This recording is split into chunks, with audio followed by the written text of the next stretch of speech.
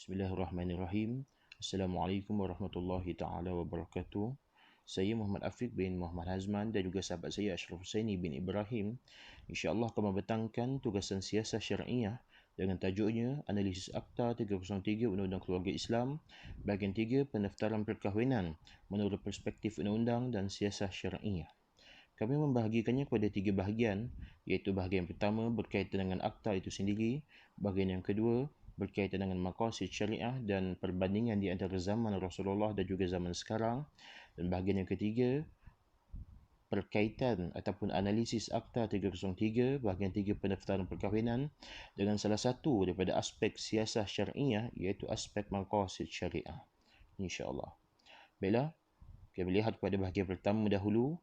Jadi, Akta 303 ini merupakan suatu akta bagi mengkanunkan peruntukan tertentu Undang-Undang Keluarga Islam mengenai perkahwinan, perceraian, nafkah, jagaan dan perkara lain yang berkaitan dalam kehidupan berumah tangga.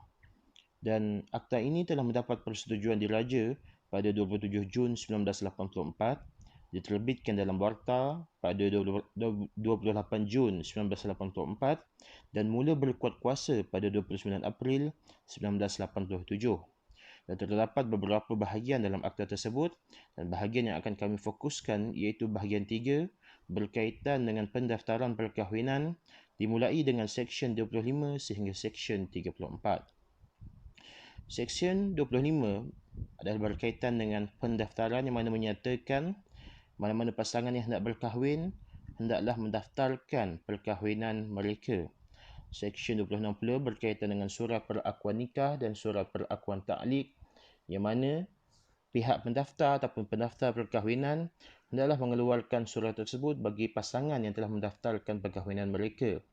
Seksyen 27 pula menggesa orang awam ataupun mana-mana pihak untuk melaporkan perkahwinan yang tidak sah ataupun menyalahi undang-undang pada pihak pendaftar perkahwinan.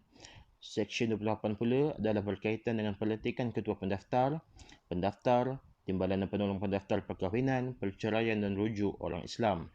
Seksyen 29 adalah berkaitan dengan pihak pendaftar hendaklah menyimpan rekod ataupun buku daftar perkahwinan bagi pasangan yang telah mendaftarkan perkahwinan mereka. Seksyen 30 pula adalah berkaitan dengan salinan catatan hendaklah dihantar pada ketua pendaftar perkahwinan. Seksyen 31 berkaitan dengan pendaftaran perkahwinan luar negeri oleh orang yang bermastautin dalam wilayah persekutuan. Seksyen 32 berkaitan dengan pendaftaran perkahwinan yang mana tidak diakui di sisi undang-undang. Seksyen 33 berkaitan dengan pendaftaran sukarela perkahwinan orang Islam yang mana pada masa diakad nikahkan dahulu menggunakan undang-undang sebelum adanya akta ini. Dan Seksyen 34 berkaitan dengan kesan pendaftaran di sisi undang-undang. Jadi apabila berbicara ataupun membincangkan berkaitan dengan pendaftaran perkahwinan, sudah pasti ada isu yang akan timbul berkaitan perkara ini. Dan isunya ialah pasangan yang akan berkahwin ataupun yang telah berkahwin tidak mendaftarkan perkahwinan mereka. Dan di antara sebabnya adalah poligami yang tidak mendapat kebenaran, yang mana pihak suami khawatir apabila mendaftarkan perkahwinan tersebut, isterinya akan mengetahui dan berhak untuk membuat tuntutan. Yang kedua, berkemungkinan pasangan tersebut hendak cepat kahwin atas sebab-sebab tertentu seperti terlanjur, zina dan sebagainya. Sebab yang seterusnya, berkemungkinan pernikahan tersebut adalah pernikahan dengan warga asing ataupun wali enggan mengakadkan pernikahan tersebut.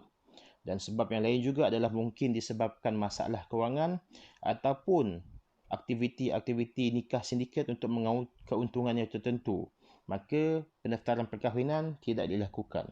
Dan juga terdapat rungutan daripada pasangan-pasangan tertentu yang menyatakan bahawa proses ataupun prosedur pendaftaran perkahwinan ini merupakan suatu prosedur yang rumit yang menyebabkan mereka tidak mendaftarkan perkahwinan. Jadi inilah di antara sebab-sebab yang menyebabkan isu seperti ini timbul. Baiklah. Seterusnya kita beralih kepada bahagian yang kedua iaitu berkaitan dengan maqasid syariah dan juga perbandingan di antara zaman Rasulullah dan juga zaman sekarang. Jadi maqasid ini berasal dari perkataan Arab iaitu qasdun yang bermaksud tujuan. Dan sudut syariah pula bermaksud pandangan yang lurus. Dan menurut Ahmad Al-Raisuni, ialah objektif-objektif yang mahu dicapai oleh syariat Islam untuk kepentingan hamba-hambanya ketika mensyariatkan sesuatu hukum. Jadi kita lihat dulu pelaksanaan maqasid syariah pada zaman Rasulullah. Kita ambil contoh pelaksanaan hukuman zina. Jadi bagi hukuman zina untuk penzina bujang dikenakan hukuman sebat 100 kali. Manakala bagi penzina yang telah berkahwin dikenakan hukuman direjam sampai mati. Jadi tujuan ataupun objektif pelaksanaan hukuman zina ini adalah untuk mengelakkan masyarakat daripada terus melakukan zina dan untuk menjaga keturunan seseorang tersebut. Jadi perkara ini selari dengan tujuan maqasid syariah, iaitu untuk menjaga keturunan seseorang itu. Kerana zina ini apabila dilakukan boleh menyebabkan lahirnya anak yang tidak sah taraf. Baiklah, kita lihat pula pada zaman sekarang. Kita ambil contoh dengan isu semasa yang berlaku sekarang ini, iaitu penularan wabak pandemik COVID-19. Jadi terdapat beberapa pelaksanaan yang telah dilakukan oleh pihak kerajaan.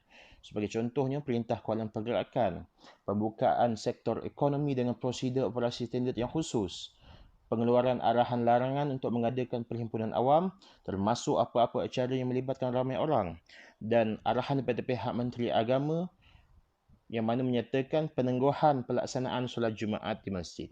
Jadi, pelaksanaan beberapa perkara ini adalah untuk mengelakkan daripada penularan wabak COVID-19 dan juga sebagai tanda kewajipan menjaga nyawa, diri dan keluarga masing-masing serta seluruh anggota masyarakat berpandukan Al-Quran yang mana mengharamkan untuk membinasakan diri sendiri dan juga orang lain.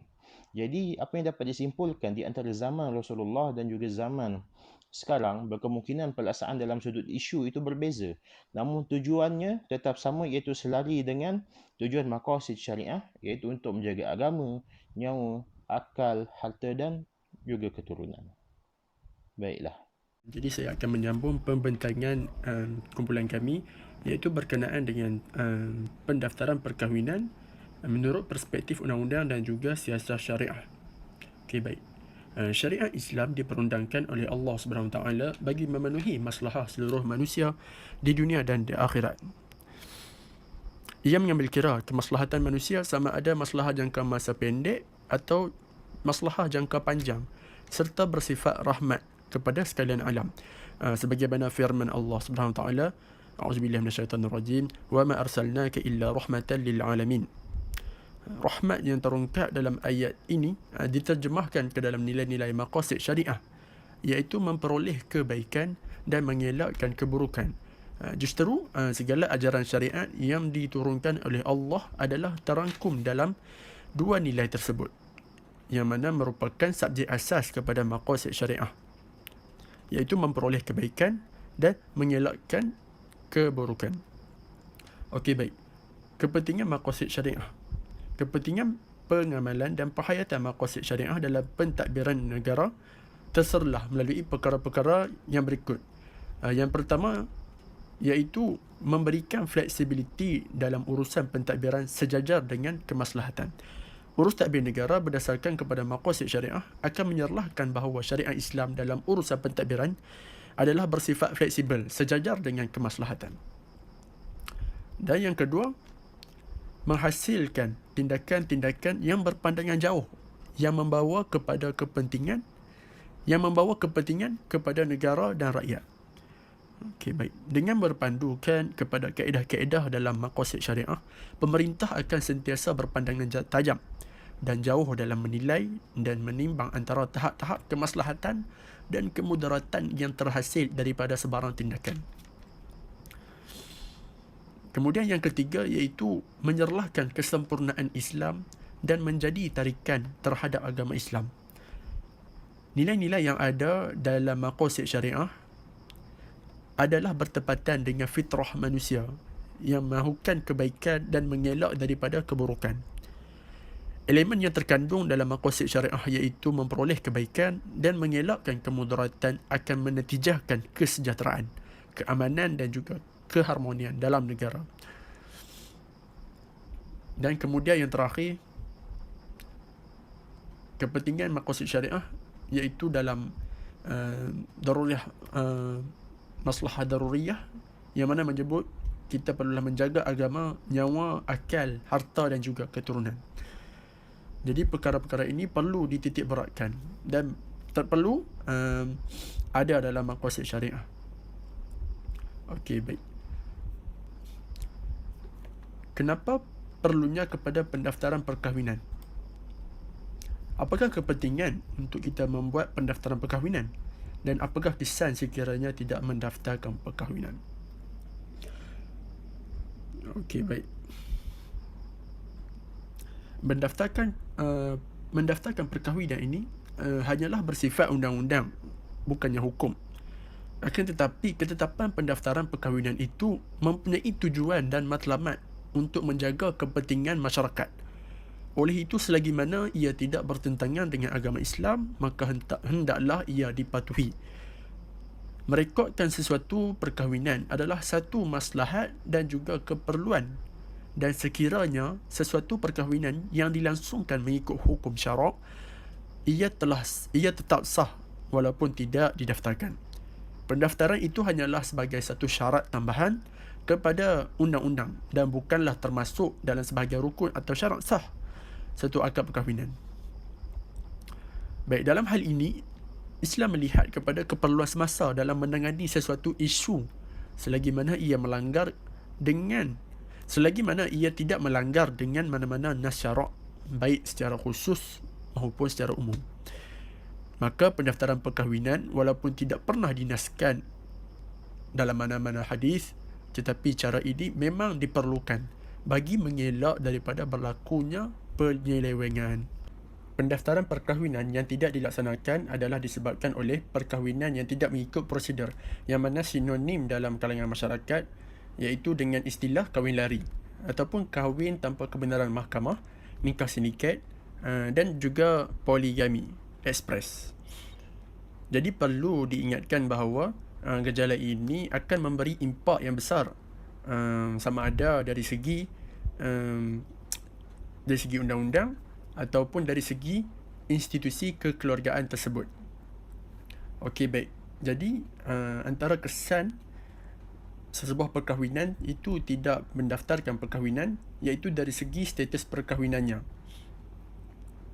Jadi sesebuah perkahwinan perlu untuk membuat pendaftaran perkahwinan untuk melihat dari segi sah tak sah perkahwinan tersebut, yang mana dari segi wali, sama ada wali tersebut sah ataupun tak sah, dan juga saksi menggunakan saksi yang amanah ataupun saksi yang palsu. Okey, baik. Perkahwinan yang seperti ini iaitu yang tidak mendaftar sentiasa menjadi risiko terutamanya kepada pihak perempuan.